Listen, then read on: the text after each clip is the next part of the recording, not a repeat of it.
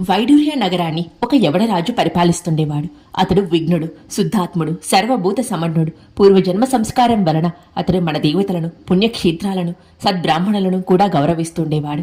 అది సహించక అతని కొలువులోని యవనమత గురువులు అతనితో, రాజా, మన ధర్మాన్ని మాత్రమే మీరు ఆచరించడం మంచిది. ఇప్పుడు మీరు చేసేది మనము కళలోనైనా తలచరానిది. హిందువులు మతధర్మం బోధించేవి సత్యమైనవి కావు. రాజా, వారు ఆచేతనములైన శిలలలోనూ అశ్వత్థాది వృక్షాలలోనూ దేవుడున్నారంటారు.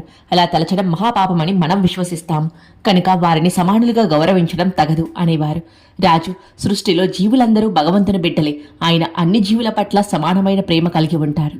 అలా అయితే ఆయన మానవులందరికీ వారి వారికి తగిన రీతిల జ్ఞానాన్ని పొందే ధర్మాన్ని ప్రసాదించి ఉండాలి. మన ధర్మానికి మూలమైన గ్రంథం వలనే వారి వేదాలు కూడా ఈ సత్యమే చెబుతున్నాయి.